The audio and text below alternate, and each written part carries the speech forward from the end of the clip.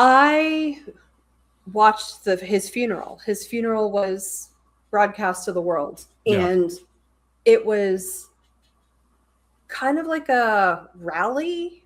I know that Tyler Perry paid for it, and it was huge. And there were like T.O. was there, and Brent Crump was there, of course. It was Al Sharpton. Yeah, so it was amazing. Really moving. I cried. I tried not to, but when his dad started talking, his mom really kept it together, but when his dad started eulogizing his own son, I was like, this is so sad. But so then today they did an independent autopsy and they got the results of it. Oh, really? Yeah, but is it bad? Is it bad? Honestly, it's kind of a nothing burger. Oh, that sucks. It's kind of the worst. I mean, you'll see. Let me play this back at 1.5. We have seen this happen over the years, not only in Mississippi, but across the country. It is unfortunate that our young people only seek to enjoy life, and as a result of participating in activities no longer have life. Within NAACP, we take this and many other cases serious because every person matters. I want to thank the Mississippi State Conference, particularly Alitra Perryman, for working with the family and supporting the family on the onset. So mom and dad are over there on the left. Okay. That's why he's such a handsome young man. He has some gorgeous parents. Yeah. Because it's difficult to lose a loved one. It's even more difficult to navigate a process when all eyes are on you.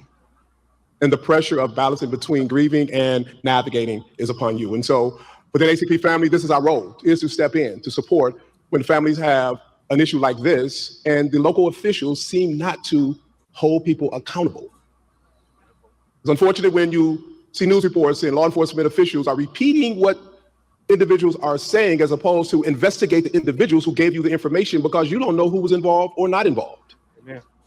And so narrative matters in this case. And we're saying that in Nolan Wells' situation, the narrative should not be it was an accident before there was an investigation. The narrative should not be the words of individuals who went on a boat to the island with him, but they came without him, but with his cell phone. You don't investigate those individuals. We're not accusing anyone of anything other than the state of Mississippi or local officials. We're accusing them of being derelict in their duties to follow up and to ensure that regardless of what happened, that there was a proper investigation so that this family and that community could be assured that if anyone was involved, they would be held accountable. And if it wasn't truly an accident, that the families will have the necessary answers that any family deserved in this situation. Amen. I want to bring to the podium Attorney Benjamin Crump, a friend of mine who have stepped in to take the case and in support of the family to ensure that they get the answers that they deserve, and that local officials and anyone involved will be held accountable to this family, to that system, because we are all parents, siblings, to loved ones who should not be confronted with this reality. Attorney Crump. Thank you very much, President Derrick Johnson, for your leadership, for the leadership of the Mississippi Conference of NAACP, and being there during the homegoing services to help the family go through what no parents want to go through. Thank you to Chairman Leon Russell, my longtime mentor from Florida, who helped raise so many of us. Thank you for always being there, Chairman Russell. As President Johnson said, I'm Attorney Ben Crump, representing the family of Nolan Wells, but it's not just me, it is a team effort of incredible, dedicated lawyers and investigators and paralegals. Attorney Lisa Park, attorney who you'll hear from in a few minutes, Attorney Eric Hertz, Attorney Gary Buchan, Attorney Camila Moore, Cliff Jones, Jared Preston, Alan Williams, our whole team of people who are committed, as I said, President Johnson, on this ferocious search for the truth of what really happened to Nolan Wells. But before we begin to discuss the intricacies of the preliminary findings They were calling him the Attorney General of the Black community, and it's the truth. Yeah. Yeah. Of the independent autopsy, we think it would be appropriate for you all to hear from the people who knew Nolan Wells best, so they can thank you themselves and tell you about the trials and tribulations that they have been enduring since July 4th. July 4th would never be the same for them. I bring to the podium Nolan Wells' mother and father, Christine and Elmore. Please give them a warm NAACP welcome.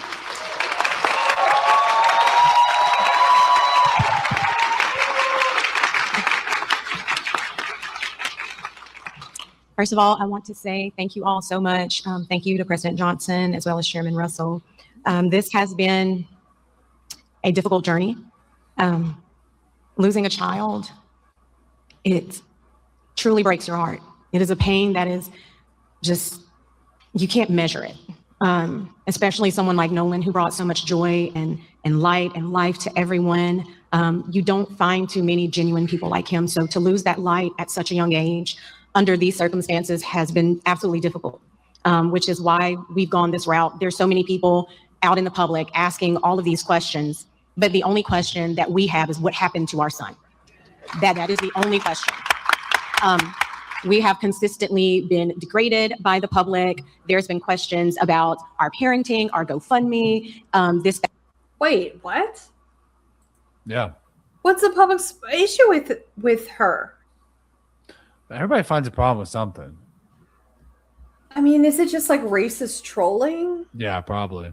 Or her parenting? He was an adult. He was a college student. You can't Wow. parent him anymore. Yeah, but you know what people are going to say. No, I don't. Gross racist stuff. So this is a race thing.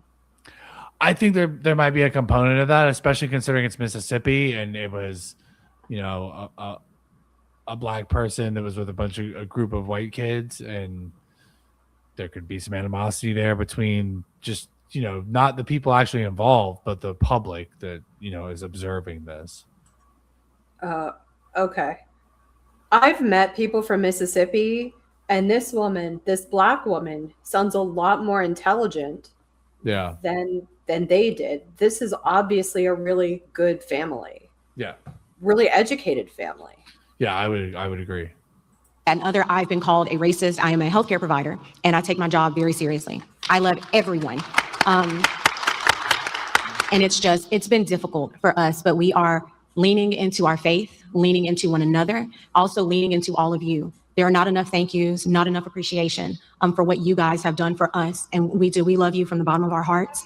Thank you. And so it is our hope that our local authorities will do what they need to do, because us having the preliminary autopsy results and hearing nothing from them, it's heartbreaking and it's concerning, which again is why we are here, why we have asked for this help. So again, thank you all so much for your support. We appreciate you. We really do.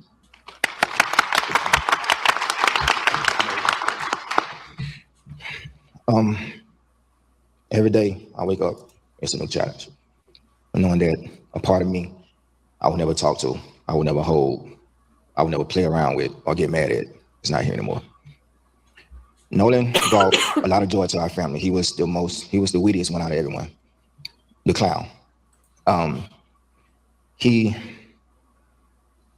loved to put in the work because he wanted to be the best. He wanted to make me and his mother proud, and we were so proud of him just for being the person that he was. He was loving. All his teachers knew him, but loved him. He walks in the room, his aura, you're automatically drawn to it. Never met an enemy. And if they were, they would eventually be friends, because they would eventually bond. And it's going to be hard. He should be at football practice right now. Yeah. Calling me out to practice, Dad, I made this play, or I made that play, or I get a text with 3 or 4 videos of him doing this, run this route, making this block. And what you think I should do? And I will give him honest, because I always tell him, if anyone is going to be totally honest with you, it's going to be me. It's not because I'm being mean, but people outside your family are going to tell you what you want to hear. I'm going to tell you what you need to know to make you better. It's going to be hard for our family from here on out. And like I said, every day is a challenge. We're going to miss our son. And like my wife said, we just want honesty. We want to know what happened to our son, because the things that you're telling us, that's not the character of our son. We know our son. I understand, our children will do things that, that would kind of dumbfound us sometimes, but the things that we're being told, that wasn't Nolan. So please keep us in your prayers, keep him in your prayers. And we're going to keep pushing and fighting until we find answers. Thank you guys for your love and support.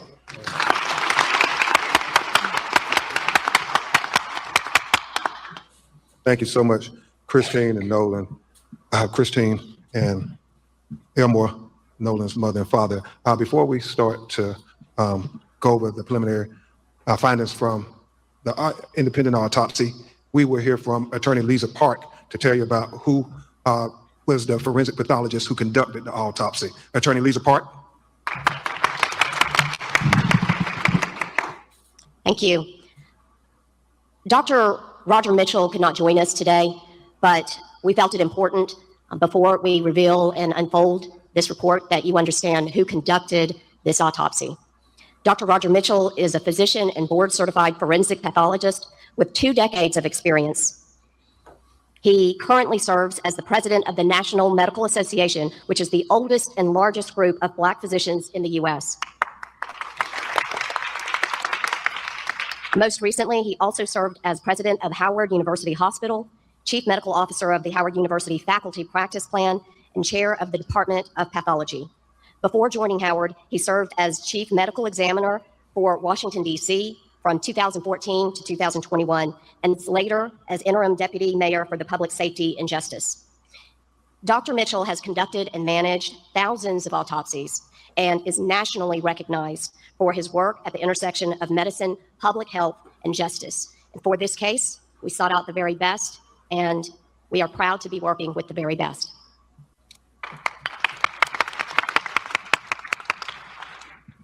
Thank you, Attorney Park. I again want to express our gratitude to President Johnson, Chairman Russell, and the NAACP, because civil rights is more important than ever in the United States of America today. And so we thank you for the civil rights leaders stepping up to say that our children's lives matter now more than ever. And I want to thank all of you for getting up 8 in the morning. If people can see how many people are gathered here, they would say, you all are truly blessed to have the support of America, Christine and Elmore. And I want to thank the media for covering this matter. Anyway, so you kind of see where they're going with this, right? Yeah. They didn't find anything. Everything's inconclusive, and I'm sure that they have more tests that take time for the results to come back. But right. But there's nothing, no smoking gun. Well, I read a couple things. One of them, was there was a gash to the back of his head. Then another one was they said that they couldn't tell if he was strangled because his throat was removed. Oh, weird. I don't know if they meant during the initial autopsy or what. Maybe that's what they were getting at. Yeah. So that's the only real